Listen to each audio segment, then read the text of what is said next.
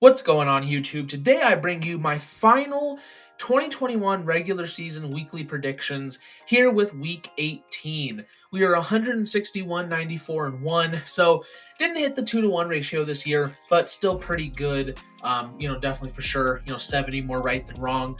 It feels weird to see these records, that are what we would normally see at the end of last year, but we still have a week to go. And this week's going to be a really interesting week, right? Because there's teams that are still trying to win. There's some teams that aren't trying to win. A lot of teams have injuries this week. So definitely have some weird predictions lined up for this week. And I'm also going to go down also seeding, like if the week plays out this way, to where I have the games going, also what the draft order and what the seedings for the playoffs would look like. So starting off with Saturday Night Football, they flexed the Broncos and Chiefs into here, and I think for Broncos fans, and I can say this myself being a Broncos fan, I'm glad that this season's over. I think it was a really big missed season, and I really do. It's speaking from a Broncos fan perspective and, just my NFL persona, I think Denver really should have used this more to start this year to start Drew Lock, because he's just never gotten a normal year to start. I mean, he got 5 games, his first season, and he went 4-1, right? He played great in 3 or 4 of those games. And obviously last season wasn't great, but with COVID going on and not having a full off season and all that, and I kept saying it before this year, but this was really the first normal year of an off season that Drew Lock's ever had in college and football. I mean, he's never kept his coaches and stuff before this year, and it looks like Denver's going to be changing their coaching around even more anyway this year. And honestly, in the last few games that he's played, he's looked good. If you actually break down and watch the tape, the stats don't look great, no, and people have been trying to point out a lot of bad plays on his part, but he's not been playing bad. Pat Shurmur's just truly that bad of an offensive coordinator. And so it really sucks that Denver just didn't start him this year, because it's just a wasted opportunity for someone that I know it's something that feels like maybe I'm holding on to and that other people are going to laugh at. But I truly do still think if you gave Drew Lock enough time to develop, he'll turn into a starter level guy someday. And so it's just unfortunate that Denver kind of wasted this year of that development potentially. Either way, I mean, with this game, Lock, I don't know. I don't feel like it's something that's going to determine the outcome of his career at this point. Like, he's going to be in Denver next year anyways, unless he gets traded. But, I would really like if Denver went out and traded for a Russell Wilson, preferably Aaron Rodgers, and let Drew Lock develop under one of those guys for a bit, just because I think he deserves it. But with this game in specific, the Chiefs, I mean, they're fighting for the number 1 seed. Denver's not really fighting for anything. Vic Fangio and Pat Shurmur both know that their jobs are up. There's just really nothing to play for here for Denver. So, maybe they'll stay a little competitive. Maybe it'll be a bit closer of a game because the Chiefs, they're not going to have that tough a game. They might play a little bit less aggressive. Denver maybe makes it a bit competitive, but the Chiefs do win, fighting for that number 1 seed. Then moving on, we have our other Saturday football game, and that is the Cowboys in Philadelphia. This is also a tough game just because both these teams have already secured their spot in the playoffs. Dallas is for sure, going to be at the very least, a division winner. So, maybe they're worried about dropping. Actually, no, they can't. I'm pretty sure. Yeah, they're the 4th seed anyways, I think. So, I really don't know what Dallas would be too worried about losing here. But with the case like the Eagles, you've already clinched your playoff spot, and if you're the Cowboys, at the very least you don't want to lose, because if you win, maybe you do get up a seed higher or whatnot. But with the Eagles here, it's just you've already clinched your playoff spot, and I just view Dallas as the better team. Philly could win this game to give themselves the 6th seed, because as of right now, that would mean that they played the Buccaneers instead of Or actually, I'm not quite sure. Again, we'll go over seeds after this, but either way, it's just the fact that neither team really needs to win. But I think Dallas maybe just wants to win a bit more, give themselves some momentum. Obviously the Eagles would too. It's a close game, but I do have Dallas winning this one though. Then moving on, we have an upset I'm predicting with Washington and the Giants. Now, the Giants really, I mean, neither one of these teams have anything to play for. But the thing with me is just, I don't think Washington should want to go out there and win. And it's mainly has to do with draft position. I think this is a team that's very well aware of the fact that they need a quarterback pretty badly. Like, that's really the one big thing holding this team back at this point. And unless they have some plans to go out and trade for, a Russell Wilson and Aaron Rodgers, Deshaun Watson, whoever, and even if you are going to trade for them, just why not have a better draft spot?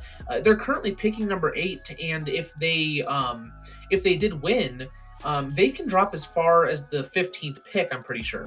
So it's just kind of a case of where, like, yeah, neither one of these teams are really playing for anything. I think with the Giants, though, I mean, Joe Judge is still kind of trying to show that he does deserve to be the coach there, because, they've said they're going to bring him back, but we're not totally sure. I just think with the fact that I think Joe Judge is kind of fighting for his job right now, and with Washington, I just don't see why you'd want to win, because then you drop a lot in your draft position. So I just don't see a reason why, Washington really wants to win here. And so I am predicting an upset. Yeah, maybe Washington just goes out and wins anyways. It's not like they're a team that's like the Eagles, where they're going to go out there and like, I mean, maybe they won't like throw the game on purpose, but I could just see it to where they're not playing too hard. So I have the Giants winning this one. Then we have the Bengals in Cleveland. And again, I mean, Browns, you've already clinched a playoff spot. Sure, you don't want to drop lower in seedings at all, but here's the thing, and I did not discover this, right? But I just think this is really weird. So 5 teams have beat the Chiefs this year, and maybe you've heard this, maybe on TikTok is where you've heard it, but 5 teams have beat the Chiefs this year. And that was the Titans, the Chargers, the Ravens, the Bengals, obviously, and then the last team, I need to see it really quick, but basically the point of this is that every single team that's beaten the Chiefs this year has at some point lost a really bad game, and that other team being the Bills. And if you think about that, right, the Bills, Jacksonville, okay, the Ravens, Miami, right, the Titans, Houston, and then the what do you call it, the last team, which is, I'm forgetting for some reason, the Chargers just lost to the Texans as well, right? And so that's been a trend this year, to where every team that's beaten the Chiefs have gone on to lose a game to a bad team, a team that they should not lose to. And with these 2 teams, I think there's a clear difference that the Bengals are the better team. It's been that case the entire season.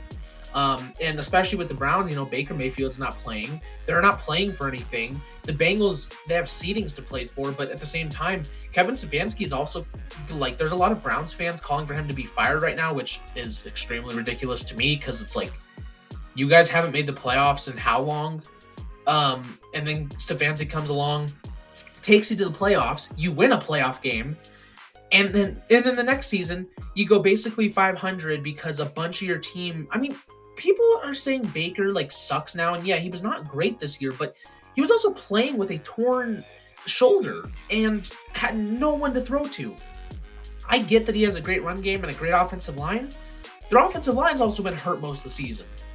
So I understand, but this freak out over the Browns right now, that they're just this bad team all of a sudden, and Stefanski needs to be fired, and Baker sucks, and all this stuff, to me, is really, really ridiculous. And for a Browns team that, again, you're hearing all that, and you kind of are fighting for something, because with Stefanski and everyone calling for you to get fired, just go out and win a game against a good team. At the very least, you're not losing to them. So with the little Chiefs apparent curse, as well as the fact that the Bengals are already made the playoffs, I feel like the Browns may be fighting for a bit more here than the Bengals. I'm going to take the upset here. I'm not expecting it to happen by any means, but, I also wasn't expecting the Texans to beat the Chargers. I mean, I took them by a lot in that game, because I just was like, well, it's a fun little idea or whatever, but it's not a real thing. And then they went and lost to the Texans. So I'm following the curse, and I have the Browns beating the Bengals. Moving on, we have the Steelers in Baltimore, and this is a very important game because both these teams, I mean, obviously looking for a win, but either one of these teams that wins though have a very tough road to the playoffs.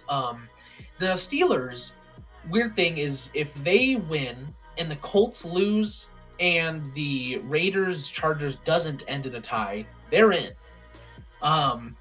which is great, but that's asking for you know the Colts to not lose to the Jaguars, which we'll get to later. I know some of you are going to talk about that, but that's asking for the Jaguars to not lose to the Colts or to lose to the Colts. No, let me rephrase it. That's asking for the Colts to lose to the Jaguars, but also you need, the Raiders and Chargers to, to tie or to not tie. But the issue with that is if the Colts lose, then the Raiders and Chargers might just, I mean, I don't think it'll happen, but there's the case scenario where they do just end up tying it and then you're out either way. So the Steelers have a very tough path. And the Ravens have an even tougher path because they need to win this game. They need the Colts to lose, and they need the Raiders and Chargers to not end in a tie. And so it's just the fact that I don't even have Baltimore winning this game. It just makes it tough for me to, kind of believe that they would have a shot at the playoffs right now because beyond needing all that to happen, I just don't even think that they win this game. They've just not been good the second half of the season. Lamar's still hurt, apparently. Apparently, Lamar's still not practicing. The defense has been atrocious all season. I'm just not. I don't think the Ravens are going to go and win this game because you have both teams who, even though it's pretty slim, both of them are trying to make the playoffs. And I just trust the Steelers a bit more, honestly, right now than I do the Ravens to win this game in a very important situation. So I'm going to take Pittsburgh, not by a lot, but it is an upset. And I just don't think the Ravens are able to win this one. So I have the Ravens finishing under 500. Then we have the Packers in Detroit, and I'm doing, like I said the last couple weeks that I'm just picking Detroit the rest of the season, and I'm still going to do it. I just don't see why not. The Packers, they've already secured the number 1 seed. There's really no reason to play anybody, to be honest. Like, Aaron Rodgers supposedly might still play a bit, which I don't understand because it's like, why not just rest everyone? I mean, you don't need, I get keeping up, momentum, but still, why would you even want to risk that? Like, there's definitely a scenario where Aaron Rodgers gets hurt, and that's the last thing you want if you're Green Bay. So I don't really get it. I think, maybe they'll end up resting a few more guys than maybe they're letting on. And, for a team like the Lions, where it's just like, you look at the draft order, and they're currently picking 2. Unless the Jaguars beat the Colts, which is a very tall order, you're having the number 2 pick because even if you win this game, you're still the number 2 pick because all the other teams have at least 4 wins. So you win this game, and the only thing you lose out on really is if the Jaguars somehow beat the Colts, you miss the number 1 pick. But either way, we know that they're probably going to go offense or edge rusher, and we know the case with the 2 edge rushers. So I just don't see an issue with the Lions going and trying to win this game at all. And I think when they are going to be a team that's going to go out there, like I've said, they're a team that just goes out there, they have fun, they play with heart, and versus a team that just really probably doesn't care to win because just what's the point? Obviously they're still going to be trying to win. You're going to have guys out there like Jordan Love and such, but they also didn't look great without Aaron Rodgers. So, I feel like the Lions maybe pull this one away. It's definitely a hot take, but, I have the Lions pulling this one off, though, in Detroit. Then moving on, we have the Colts in Jacksonville. And, I was going to talk about this. By the way, I didn't project Jacksonville 5-12. I projected them 3-14, by the way. I don't see it happening. A lot of people keep talking about like, oh, the Colts haven't won in Jacksonville since like 2015, I think. And that's cool and all, but unless I'm wrong, I don't think the Colts have ever been in a situation in Jacksonville where it was a win and get in the playoff situation. Again, it's fun. It's fun to think about. What if the Jaguars do beat the Colts, and they keep them out of the playoffs? Honestly, even if the Jaguars wanted to win, even if they wanted to risk giving up the number 1 pick, even if they wanted to spoil the Colts' fun, They can't. Let's just be honest. The Jaguars are just simply, even if they tried and the Colts didn't try, they're just not talented enough to beat the Colts. They're just not. Especially this year. I mean, they're pretty easily the worst team in football. The Colts arguably been playing some of the best football. It's not going to happen. I'm sorry, but it's not going to happen. I do have the Colts winning this game, though. Moving on, we have the Bears in Minnesota. And originally I was going to take Minnesota because they're still going to be playing all their starters and they're still going to be going out there to compete because Mike Zimmer really wants to keep his job right now. Thing with the Bears is that they always play better without Justin Fields because he was going to start this week and then he got COVID. So with Andy Dalton likely starting, the Bears have been better all season long when Dalton or Foles have started. I'm pretty sure 5 of their 6 wins has been without Justin Fields starting. So just being the fact that the Bears are just a much better team, Matt Nagy knows that he's gone, so why not go out there and give a good final performance against a not very good team. But upon that, the Bears don't even have a first round pick this year. And yeah, you're going to drop a ton if you win this game in the draft order, but who do they care? It's not their pick. So for me, it's just like you have 2 teams that are actually going to be going out there to try to win. The Bears just simply play much better without Justin Fields at quarterback, though, and they don't care where they end up in draft position. So I have the Bears pulling this one off in an upset. Like I said, there's probably going to be a lot of weird games this week, so I have a weird game happening. Then we have the Titans in Houston, and Houston beat them the first time, but if you're the Titans battling for the number 1 seed right now, if you win this game, you have the number 1 seed. That is hugely important. So I just simply don't see the Titans dropping this game. The Texans are not a good team. They're experienced, they're disciplined. That's what I've been saying about them. That was probably going to lead to a couple wins, even if I didn't predict it. They're disciplined, and so they're able to get those wins when teams like the Titans shoot themselves in the foot.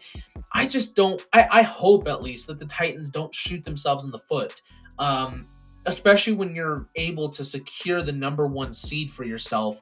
I just don't see that happening. So maybe the Texans make it a bit competitive, but I do have the Titans winning pretty convincingly. Then moving on to our afternoon games, we have the Saints in Atlanta. And I was thinking about this, and I feel like this could be a game where Atlanta really does want to just beat the Saints. Regardless of where they end up in draft position, I feel like this might be a game where they're just going to want to beat New Orleans simply to keep them out of the playoffs. And I think that's what happens, to be honest. I don't think they win in the end. I think they're going to play to keep them out of the playoffs, though. I think the Saints still pull it off just because, it's basically a horrible offense versus a horrible defense, and then a pretty good offense versus an elite defense. And so when you just take those 2 combined, the Saints are, the Saints offense is not good, but when you're playing a defense that's basically on your same level, you're going to be able to generate points. And for Falcons offense that it's good, but it's not good enough to compete with the Saints defense. I simply think in a competitive game, the Saints just outmatch them, especially when they're playing for a playoff spot. So I think the Falcons will try to ruin their fun, but I don't think they're going to be able to succeed in it. So I have the Saints winning this one and improving to 9-8. There's some water for you. Moving on, we have the Seahawks in Arizona, and Seahawks obviously just a very disappointing season in general. I'm really expecting Russell Wilson to be traded at some point this offseason, and it's not going to help matters when I think they lose this week. The Raiders, the Cardinals, they're playing for the number 2 seed. Because actually, I think if they do win and the Rams lose, they move up to the number 2 seed, which is a big deal, obviously, because if they lose this game, they don't drop, right? They're guaranteed number 5 seed. But if they do win and the Rams lose, they move up to, at the very least, the 3rd seed. So obviously, they're going to go try to win, and I just think they're a much better team than the Seahawks. Thankfully, they've kind of it looks like they've figured things out again. Since having that little, well, it was more than a little, you lost to the Lions, but since having that slump a few weeks ago, I just think that they're a much better team than they were, and they've figured things out. Hopefully they get Hopkins back because that's such a huge addition for this team. I don't think you can go win a Super Bowl without your best player because I do think Hopkins is the best player on that team. I think they'll beat Seattle pretty convincingly. They really are fighting for something here that's going to help them out pretty majorly in the playoffs. So I just think in a kind of final beating of this season, where the Seahawks just have not been good, and they're going to get that final, really just nudge into the ground. The Cardinals pull this one off. Then we have the Jets in Buffalo. Now, I have it a bit closer than I bet most people do. I don't think the Jets win, but the Jets that we've seen the last couple weeks is the team that I thought that they would be at the end of the season. Something I kept saying at the beginning of the season was I thought that they would start out really horrible, but then towards the end of the season, we could see them get a bit better and a bit more competitive, which is why I had them at around more that 6 wins. And, while they're going to end up with only 4 wins this season, again, the Jets that we've seen the last 2 weeks is really good, especially last week. I mean, they were a Tom Brady end of the game drive away from beating the Buccaneers. And I think they honestly would have won that game if their defense wasn't just so horrible. But I've been saying it that I think Zach Wilson is a good quarterback, and he's going to be a top 10 quarterback someday. I really like what the Jets have there and their foundation. And I really like that going forward, they have a good amount of draft picks and a lot of money to really upgrade this team. I think this could be a team that honestly is a dark horse playoff team next year, because I've just been really impressed with what I've seen, and they still have so much to work with going forward. It pretty much happened exactly like I said. They've looked much better here at the end of the season, and that's why I have them making this a competitive game where, yeah, the Bills are going to win this game, right? They're fighting for the number 1 seed. Because they can also win the number 1 seed. But so that's why they're going to win here. But the Jets are going to make it competitive because they're just simply a much better team than the start of the season. So I have the Bills winning, but Jets being competitive in this one. Then we have the Panthers. Forgot their name for a second. Panthers in Tampa Bay, and I don't know. I just feel like this is a case where maybe Panthers will make it a bit close because Matt Rule is also kind of fighting for his job right now. Buccaneers, you're not really fighting for much. You're the 3 seed right now. You can move up into the 2 seed. Either way, I mean, you're in the playoffs. You've won your division. You're going to be a top 4 seed. I mean, yeah, there's not much to play for at the same time. I just think the Buccaneers are a much, much better team than the Panthers. They could certainly drop this game just because they literally don't care, but I don't know. Maybe with all the AB stuff going on, which, by the way, I feel like if you want my opinion, AB might be in the right in this situation, but maybe that with all that going on, it's enough of a distraction to where Carolina can rattle off a win, a very meaningless win, because you have the number 5 pick right now. I don't see why you would want to, go any higher than that right now for a team that is really good. I mean, at the end of the day, the Panthers do have a great defense and some very good offensive weapons, but they just have no quarterback, and their offensive line is so horrible that having the number 5 pick, I mean, there's definitely a shot where an Evan Neal falls to you, or you have your pick of the quarterback. So maybe they'll make it competitive. Maybe the Buccaneers will let them win, but if you're the Panthers, I just don't see what's the point of winning. So I have the Panthers losing, and the Buccaneers winning, obviously. Then we have New England in Miami, and it was kind of unfortunate the way Miami played last week. I really did think that they were a bit better than that, but I just think, that offensive line really showed how horrific it is. I get it that people are not high on Tua right now, but I swear, just give him an offensive line and, more than just Jalen Waddle, because Will Fuller's been hurt the entire season. None of his other receivers have really done anything. Devontae Parker just seems to kind of be non-existent at this point. Gesicki's fine, but they don't have a running back, and that's mostly because their offensive line sucks so much. Their defense is great.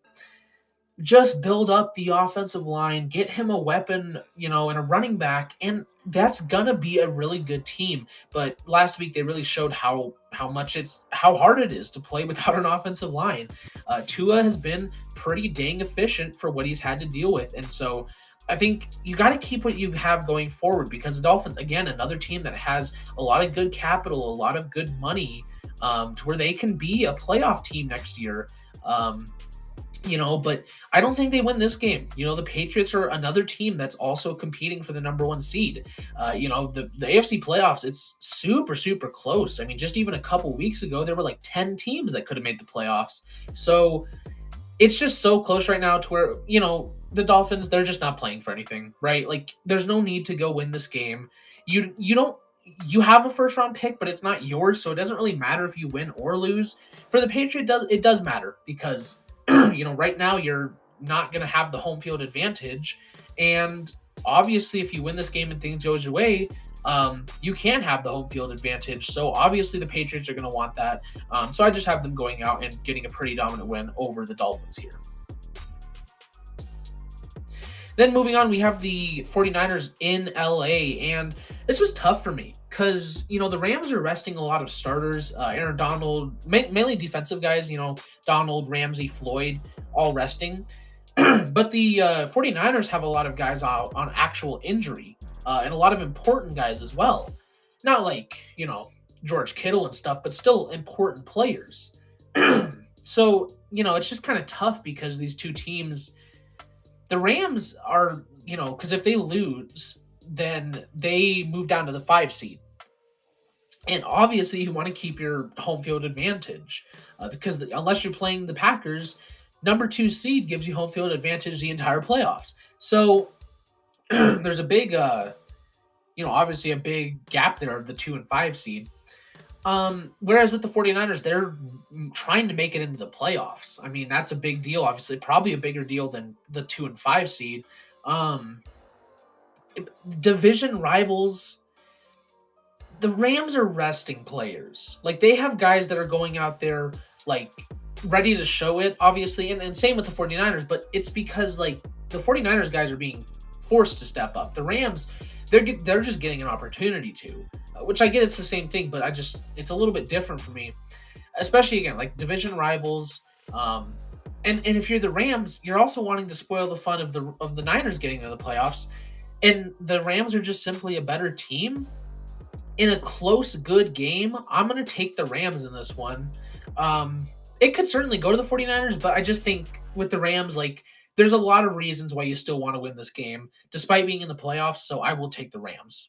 And then last but not least, probably the most interesting game of the week, we have the Chargers in Vegas. And, the weird thing with this game that everyone's talking about is the fact that if they tie, they're both in automatically. Now, I don't think that's going to happen. Also, sorry for my voice, by the way. I don't know why it's getting so hoarse right now. Here's the thing, is that's not going to happen, right? These are two competitive teams that are in the same division. They're not going to want to see each other in the playoffs, and they definitely don't want each other to be in because the other team decided to just tie. Plus, you're running the risk of, accidental or not, if the other team does score on you, I mean, now you just screwed yourself for no reason. So it's not going to happen, right? So at the end of the day, this is still going to be a competitive game. I have the Chargers winning it. With the Raiders, like, I like what's happened with them so far. I mean, Rich Bisaccia he's done a really nice job. Honestly, he's done a better job than John Gruden coaching this team. He truly has. And they do have some good things going. Derek Carr especially, but the entire team looked great against Indianapolis last week.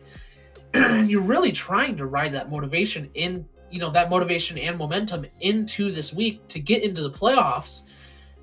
At the same time, though, the Chargers are also obviously trying to get into the playoffs. And it just between the two, I mean, Bisaccia has been great. The Raiders have been great, but I think I still prefer the team and Brandon Staley over the Raiders. Having home field advantage, it makes it a super close game. I mean, obviously, it's a one-score game for me. It's going to be a super great close game. But honestly, I just think at the end of the day, I'm going to trust Justin Herbert to get it done a little bit more than I am Derek Carr right now. If they can look the same way they did in Indianapolis, the Raiders are for sure pulling this one out. But I just don't see the same performance happening. Both teams trying to get into the playoffs, and I just prefer the Chargers in this one. So I will take the Chargers to win this game. So if all of that happened, if every single game happened to go this way this week, the seedings would look like this. In the AFC, we'd have the Titans with the number 1 seed, the Chiefs, Bills, Bengals. So really, literally the only change, if you go look at the current playoff picture, literally the only change in the AFC, if all these games went this way, is that the Bills and Bengals would switch spots. That's literally it. So For our wild card games, we'd get the Chargers in Kansas City, obviously a great game. The Colts in Buffalo, which would also be a great game. And then we have the Patriots in Cincinnati, so some awesome games there. And then in the NFC, we have the Packers with the number 1 seed. Obviously, they already clinched it. Rams stay at the 2, Buccaneers stay at the 3, Cowboys stay at the 4, Cardinals stay at the 5, and the Eagles stay at the 6, with the Saints getting in over the 49ers. So we have a pretty interesting picture over in the NFC too, with the games being Saints at the Rams, definitely going to be a less competitive game. Eagles at the Buccaneers, probably also a less competitive game. But then we see a rematch of the Cardinals at Dallas, and so that would obviously be a great rematch. But either way, we'd have some fantastic games here in the wild card round if all this happened. And then last but not least, the guaranteed draft order. Jaguars still picking 1 overall. Like I said, Lions really not going to miss anything if they win this week. Texans, Jets staying the same. Panthers move up to the 5. Giants picking at 6. The Jets with their 2 top 7 picks. Washington at 8. Falcons at 9. Broncos move up to 10. Giants get their 2nd pick at 11 after Chicago wins. Then Vikings, Eagles get their 1st pick from Miami. Browns, Ravens, Dolphins get their pick from the 49ers, Raiders, and Steelers. But that is going to be the video for this week, you guys. Thank you so much for watching. I know my voice got super hoarse there at the end, and I don't know why. I mean, it gets hoarse sometimes, but never that bad. So, but either way, thank you for watching. If you liked the video, don't forget to leave a like, subscribe, and hit the notification bell so you never miss an upload. I got a lot of cool stuff coming out, so like normal, subscribe if you don't want to miss that. Mock drafts, 2023 mock draft. I've now scattered over 400 guys, so I got a lot of players to rank for you. So all that cool stuff. Make sure to watch. Thank you so much for watching, and I'll see you guys in the next video. Bye-bye.